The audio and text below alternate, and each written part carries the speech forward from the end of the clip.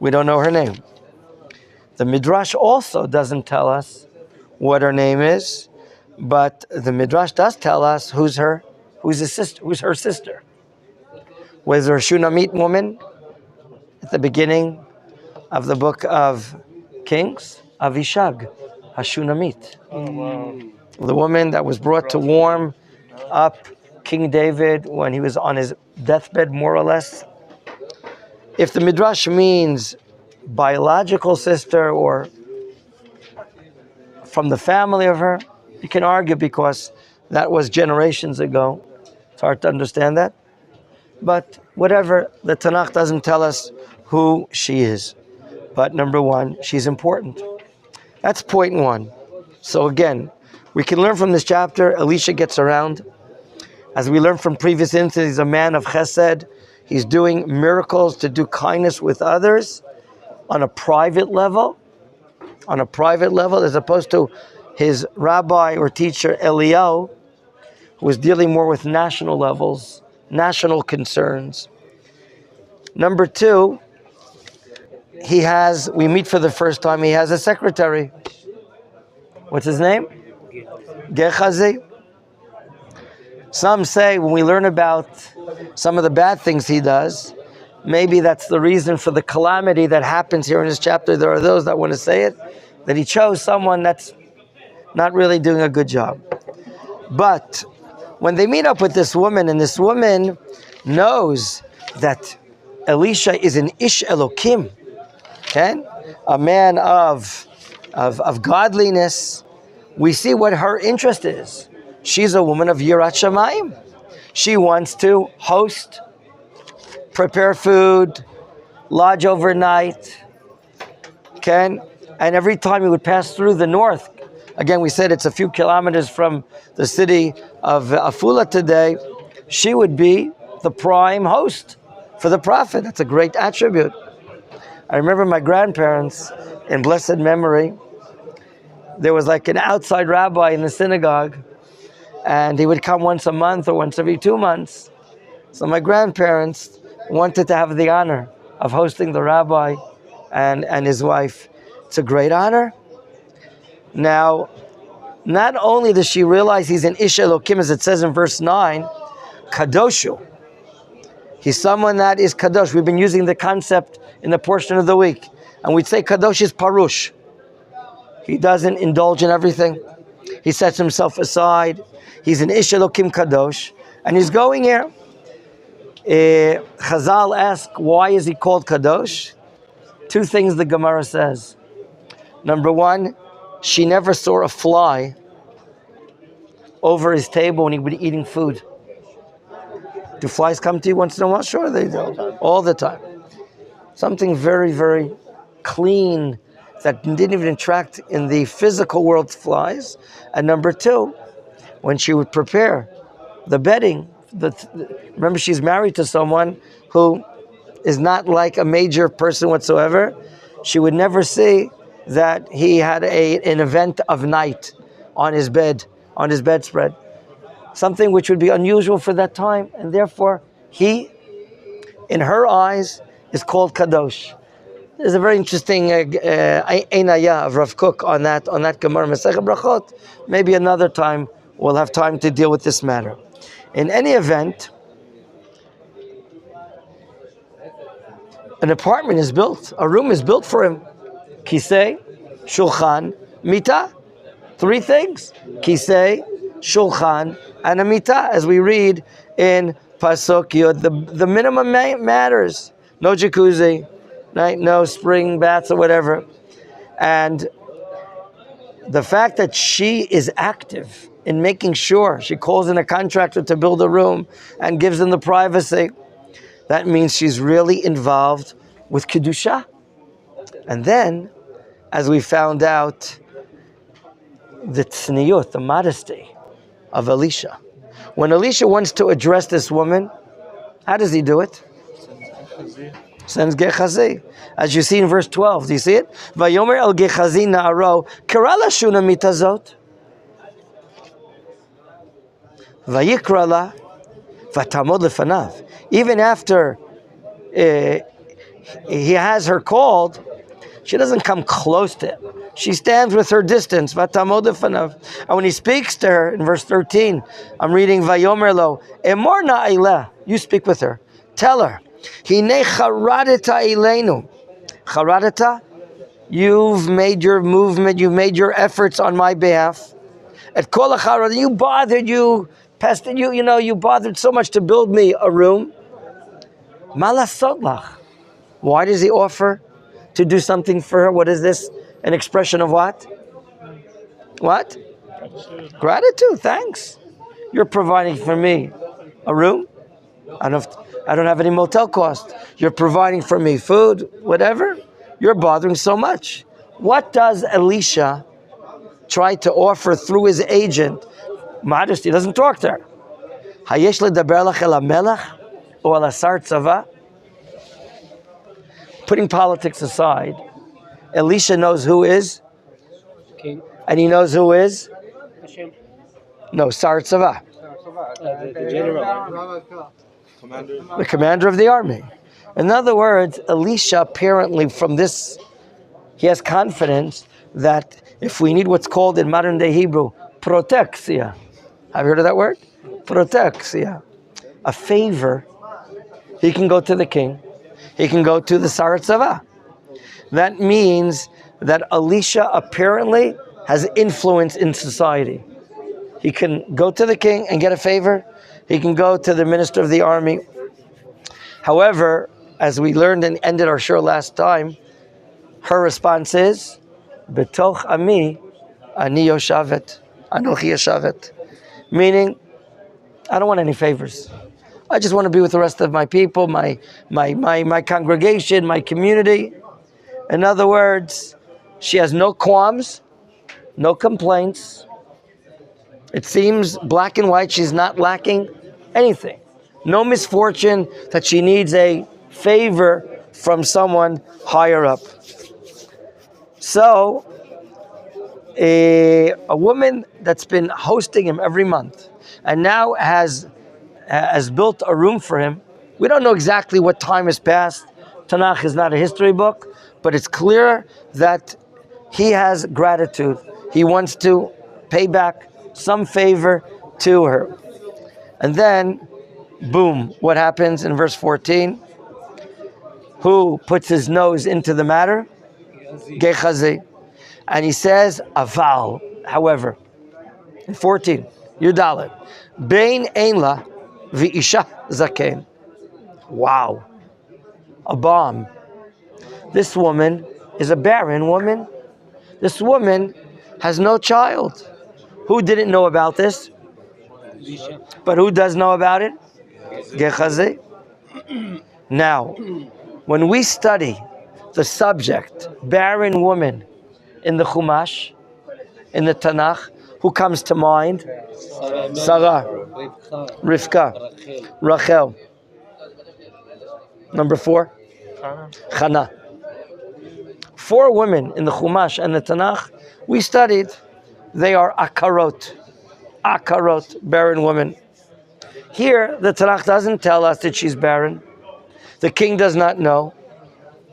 And now, Gehazi puts his 2 cents into the matter and says what she is.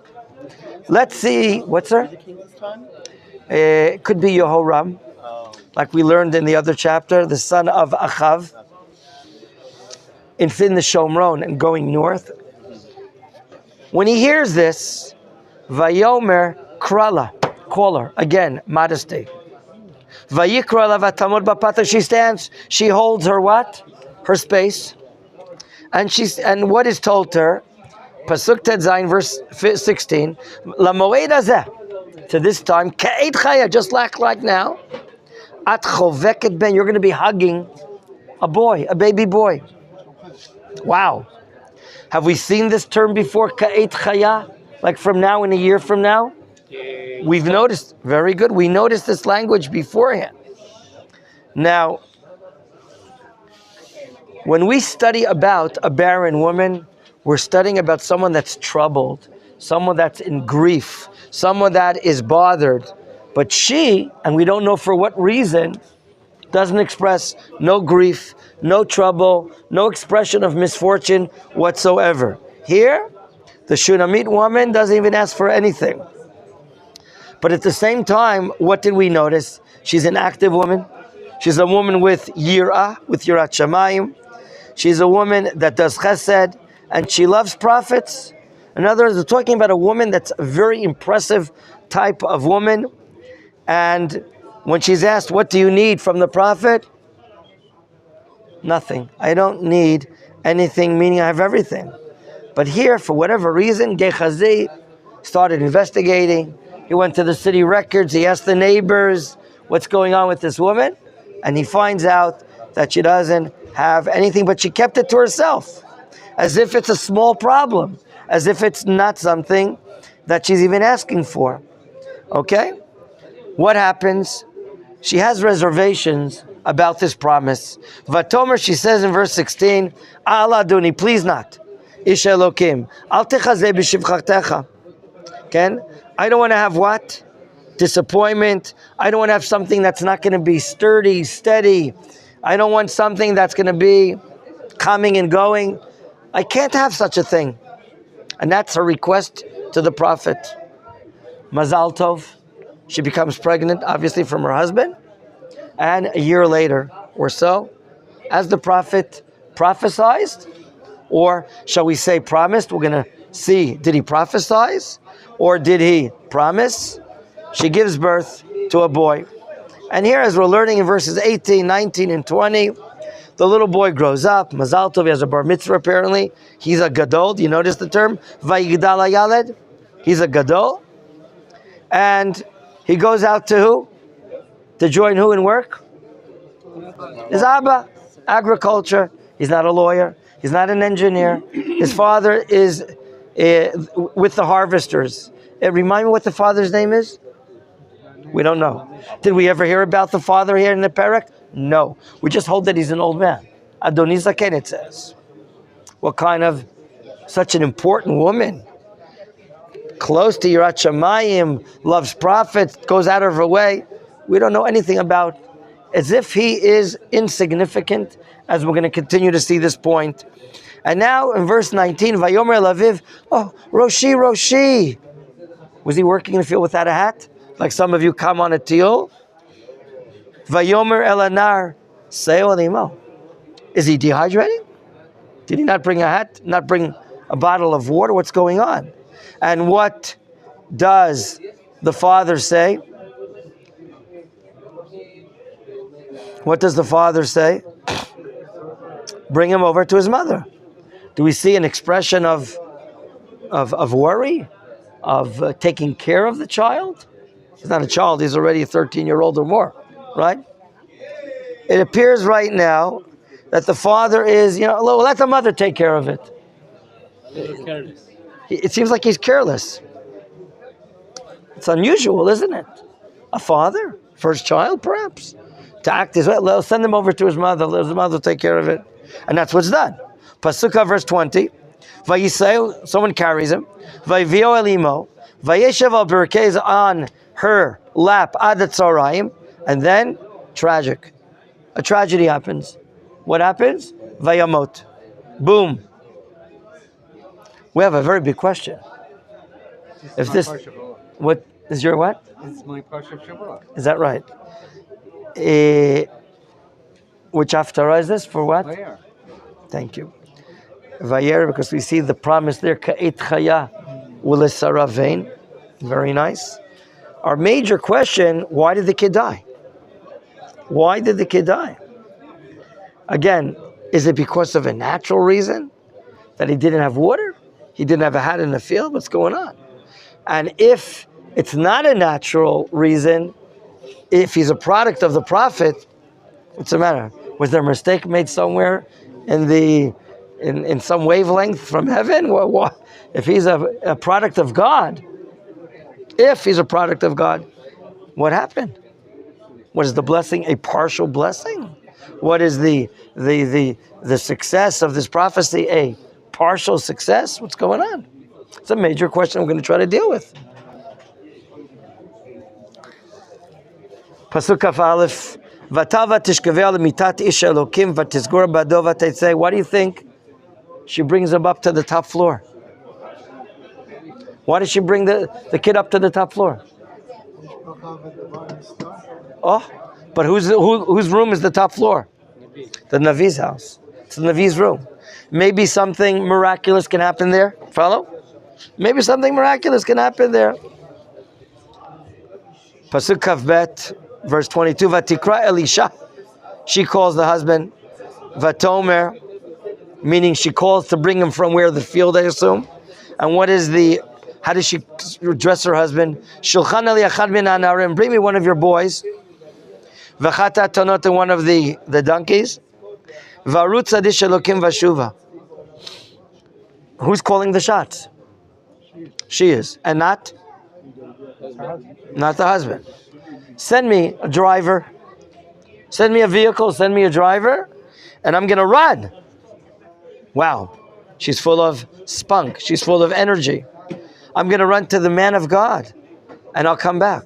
And what is the response of the husband? Pasuk Kav Gimel. Vayomer madua tolechet elav hayom. What kind of answers? What are you going to visit? Lo Chodesh. It's not Rosh Chodesh. From here we understand how often would she visit him? Once a month. Once a month. Wow. Velo Shabbat. It's not, I don't know, the Shemitah year. If it's look at the Shemitah, or I don't know, maybe it's not Shabbat Mevarchim. Maybe it's not, we're benching Rosh Chodesh. Maybe. What are you going there? What do you notice he doesn't ask about? If the boy is still okay. Wow. Is he okay? Has no interest. By the way, how's my son doing? He's dead. I mean, he doesn't even ask. So you see, this husband is totally, he's out of it. He's insignificant. He's careless. Wow. Why would a woman so special like that marry a guy like that? That's another question, which we don't know. Pasuk of Dalet vatachavo. Look how active she is. She saddles up the ass. Vatomer nara nag v'lech. Get on it. Drive. Al ta'atzor li l'rkov. Ki im amarti, don't stop, not even for a red light, until I tell you. Pasuk Kafei. Everything here is in and around the Shunamite woman.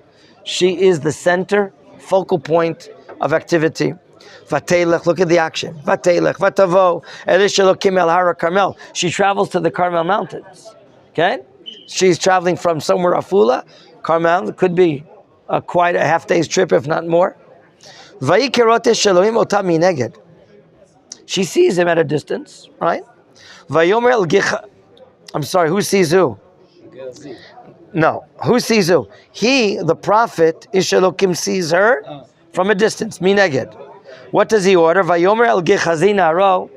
He orders his secretary. Hine, behold, surprise. Hashunamit Halaz, that Shunamite woman is here. Atai gives an order. Rutzna lekrata. Does he suspect something? Why does he say run towards her? Ve'emorla, and say to her. Notice all the questions. Hashalom lach? Hashalom li'ishech? Hashalom la'yaled? 3 times. He's asking about how are they? Okay? How are they? Vatomer, she responds, Shalom. However, Shalom to who? To which answer of which question? Huh? Certainly the child is not with Shalom. So she gives an answer, Shalom, regarding one of the answers perhaps to this matter. Okay? And then, what does she do? Look at her assertiveness. Pasuk Kav Zayin. Vatavo, she progresses and walks. Elisha Elokim Elahar, higher place apparently towards the topper part of the mountain. And what does she do? Vatachazek baraglav. She goes for his feet. Now, is that common? Is that sniut? Is that modesty? She's about to grab the feet of the prophet to make sure what? He doesn't run off to any other place or something. Holds her place. And Gehazi says, "Oi, this is not sniut. This is not the laws of modesty. A woman shouldn't be what? Grabbing onto the feet of the prophet, should she? So what does Gehazi do? Vaigash Gehazi lehotfa. He wants to thwart her away, prevent her from grabbing his feet. What does he not see in the woman? Her sorrow, her agony, that she's troubled. He can't even read it on her face. Who can apparently read it on her face? Look what he says. Vayomer ish Elokim, harpela, get off of her. Harpela, get off of her. Weaken your grasp on this woman. Stop arresting her, right? Ki nafsha marala, she's embittered. This, you don't have to be a prophet to see, but he sees it. Vashem he'elim mimeni velo igidli. Uh-oh. So here we see maybe some insight to this matter. And now, gentlemen, we want to try to understand, was a mistake made here? Why is it that the child only lived until he was a gadol, maybe 13 years old, and then his life taken away? Is there somewhere that Elisha failed in his job, in his mission as a prophet? It all requires explanation, and we have to try to understand. Like I told you before, there are those that say that Gehazi is not worthy of the job of being the secretary, the servant of the prophet of the generation. We're going to learn later in the next chapter how about some sins he does make in regards to Naamah and the Aram king and minister of that matter. But I want you to notice when she pours out her heart to her, in Pasuk 28, did I ask for a child? I told you, don't what? Don't mistake in me. I didn't ask for a child. Already at this moment, perhaps Elisha understands that something severe happened. What is the order? In verse 29, Vayomer leGehazi chagor matnecha. Put on your belt. V'kach mishanti v'yadcha v'alech. Take my mishenet, my staff, a staff that often performs miracles. Where do we see this before? By Moshe Rabbeinu. Moshe Rabbeinu was ordered by God to take kachet hamateh. Take your staff. Take the staff. Is the mateh and the Mishenet are same two different words. Okay, mateh and mishenet, something to lean on. Mishenet from the word lisha'en. Take my staff and get going. Why? He's not explaining why, but yet in a moment we're going to see. Ki timsa'ish, when you see someone on the road, oh, are you Gehazi? Can I have your autograph? Can you sign my book, please, with your name and give me a blessing? Lo tivarchenu, don't stop to give a blessing. V'chi yivarech achish, and if someone on the way wants to bless you because you're the secretary, the press secretary for the prophet, lo ta'anenu, don't even answer. But what I want you to do, v'samta mishanti al pnei anar. I want you to place the staff, which we're thinking is a miraculous staff, put it on the face of the lad. Gentlemen, Chazal tell us that Gehazi could not control himself. The entire trip from the Carmel mountain to the city of Shunam, everyone that sees him or anyone that he sees, shalom, my name is Gehazi. Oh, you're Gehazi. Wow, we want to what? We want to have your autograph. We'd like to get your bracha. Rashi brings it. He did not go yashar on the express bus and arrive. Rather, every time he stopped, he publicized, you know, I'm Gehazi. You know what I'm en route to? I'm en route to doing a miracle to save and rescue the child of Mrs. Shunamit. Wow. What happens? Pasuk 30, the bracha that's given by the Shunamit woman. Vatomer eimanar, chai Adonai v'chei nafshecha me'ezveka. Vayakom vayilech acharei. She does not rely on Gehazi. It's not enough. I'm next to you, the prophet of God. I'm swearing that I will not leave you. I need your intervention. I will not settle for something less than this. She apparently has doubts if something could be done by Gechazi. And the question is, why? And is it related to the fact that perhaps Elisha failed in his major mission here? So we like to offer the following explanation. I heard this, it's brought by some of the Rishonim. I heard this from Rav Mordechai Franco, the Rav in the Golan Heights. I listened to some of his shiurim. It's the yeshiva where my in-law is a Rebbe there for 30 years. And he says the following: a prophet has a quote-unquote mandate, abilities given by God. Let me explain to you. When you go to the army and you go to shooting practice, you're told by your superior officer at the shooting practice, Gvulot HaGizra. These are the borders of where you can shoot. You, number one, you can shoot until this line. You, number two, you can shoot until this line. You, number three, you know what the borders are. Within these limits, you can act. So too, regarding a prophet. A prophet has limits. The famous Gemara Masechet Tanit that we're told there are 3 keys that were never given and issued to the prophets or to anyone. And one is life. A prophet by himself has no ability to promise and have it true that he will bring life into the world. Bring life into the world. Do you remember when we learned about the women in the Tanakh that were barren? What did we learn? Aleph, they were troubled. Bet, they prayed to God. Do you remember what Yaakov is receiving a complaint from Rachel? What does he say? As if he's blamed on having a child for Rachel. Do you remember what Yaakov's answer is? Beautiful. Hatachat Elokim anochi? Am I in place of God? I can't provide a child by myself. There are 3, what does the Gemara say? There are 3 partners in the bringing or the making of a child. Right.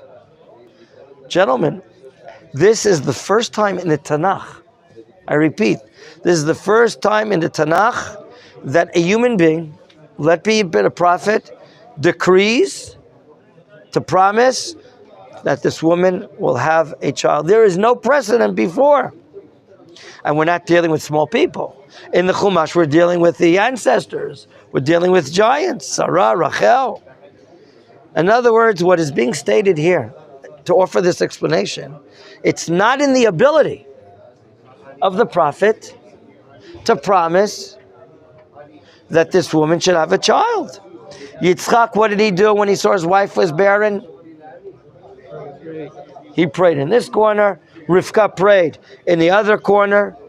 Would you please tell me where's the tefillah of Elisha? Did you notice a prayer here of Elisha? All he said is, La mo'ed hazeh, to this time, ka'et chaya, you're going to have a child. We know this expression. This is what the angels, like you said before, the angels that visited Avram Avinu, Sarah was in the tent. One of the 3 angels promised what? Huh? What did the angel promise? She'll conceive in a year from, she'll have a baby from a year from now. But the angel is programmed from who? From Hashem. In other words, it's a divine promise. Here, what does Elisha want to do? What does he want to go into the boots of the Melachim? Okay? So here we have, in the first time in history in the Tanakh, a novelty that he's promising a child. Do you remember Hannah in her prayer in Sefer? Shmuel. How she prayed? She was praying in the Mishkan, in the tabernacle, with such devotion that the king, the whole Kohen Gadol, what was his name?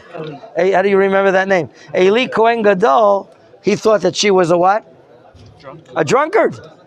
She was like, moving her body and lips and praying. She was praying out of the utter guts of herself. Okay?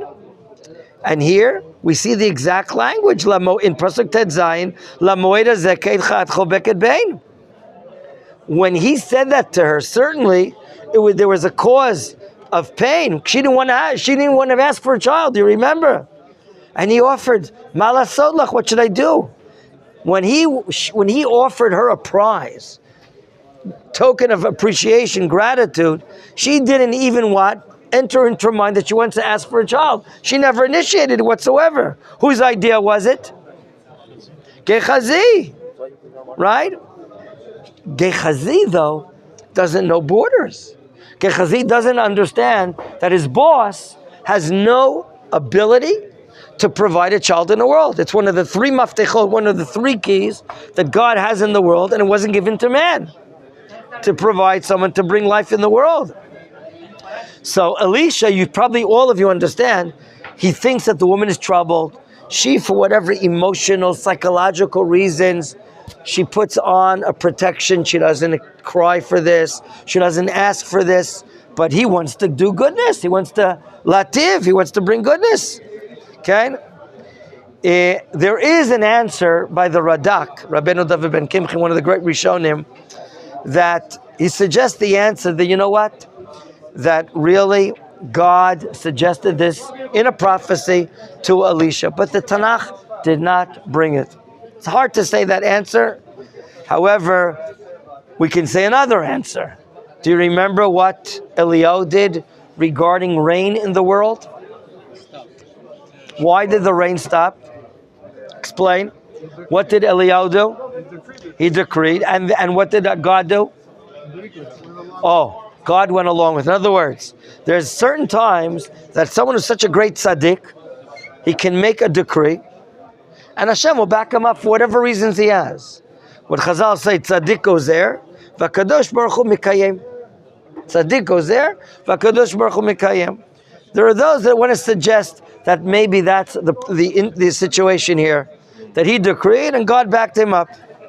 However, if we go along with the solution that we're trying to provide here, that to bring life, new life into the world is impossible.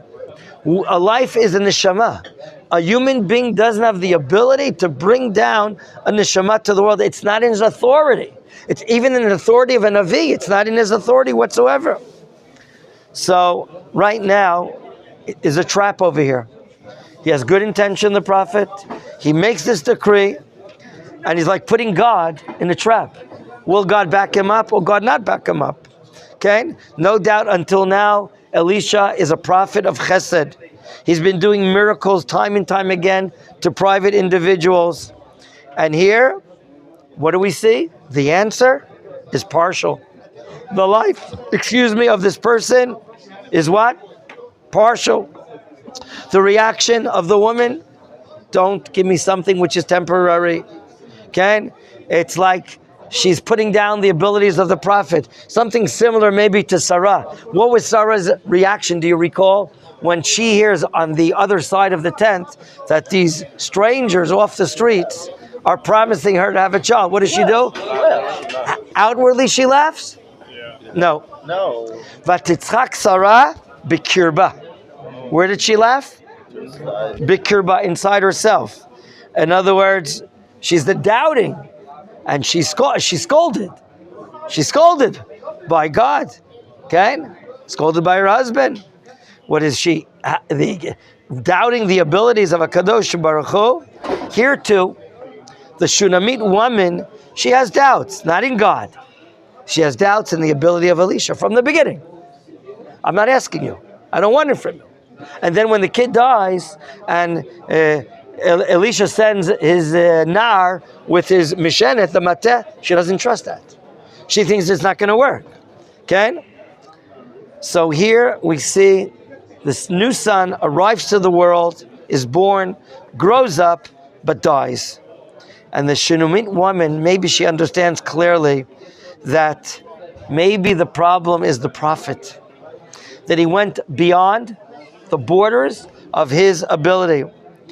When she arrives and he sees her from a distance, could it be, or is it reasonable to say that Elisha understands that this miracle that happened is a partial miracle, that perhaps something happened to the child and therefore he asks politely, how are you? How's your husband? How's the child?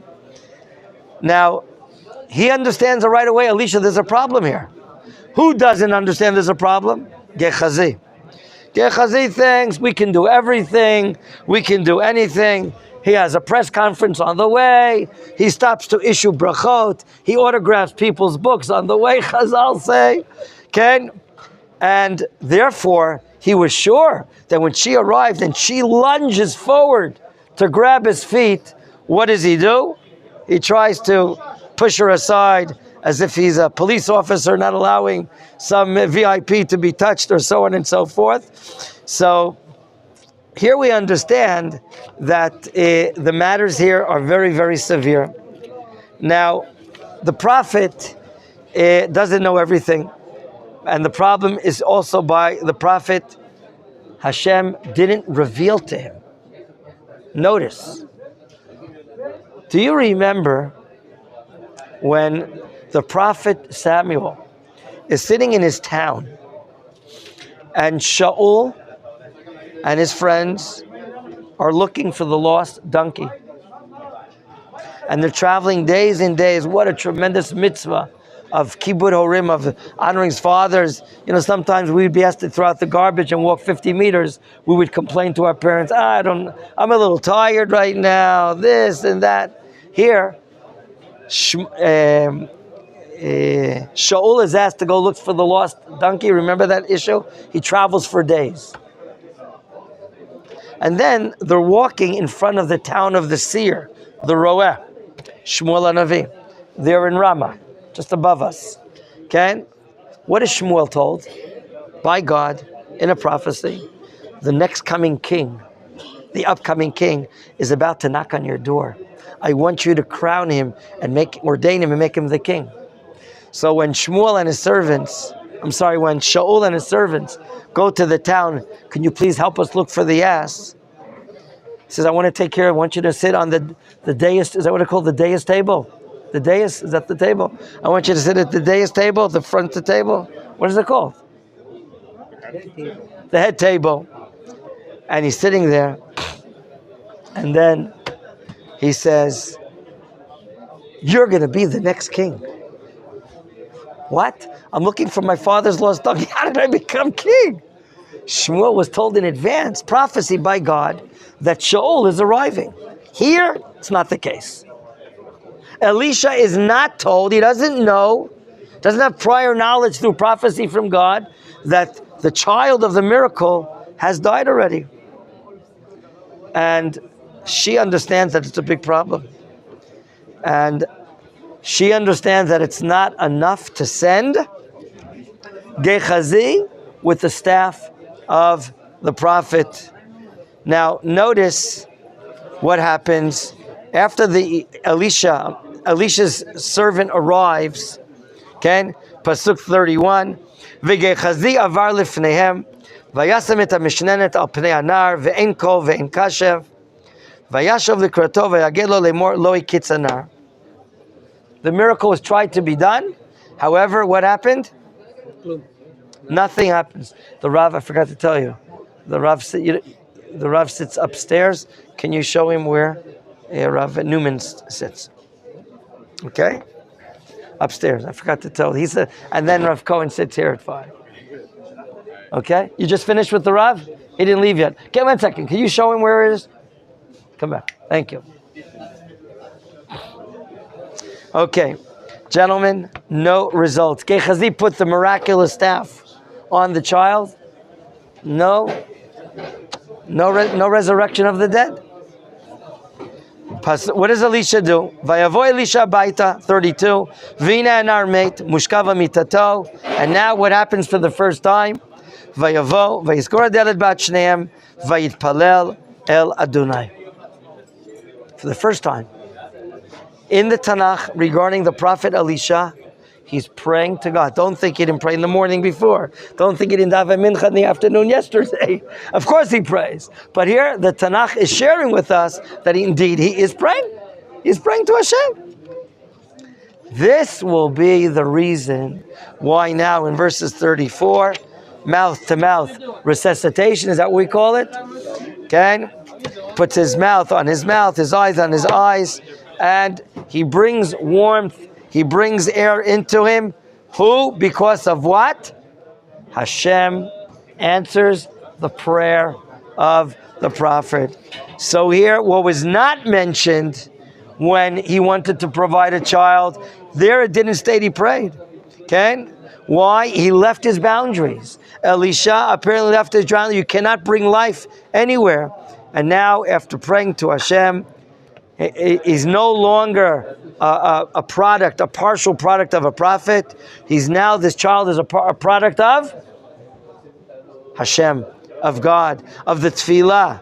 And therefore, he goes on living, Pasuk Lamed Hey, Vayasha vayelech babayit achat heina v'achatena vayal vayigar alav vayizorer anara sheva pamim vayivkach hanar. He opens up his eyes, and so on. We're going to stop here and continue in our next time and finish the parak B'ezrat Hashem.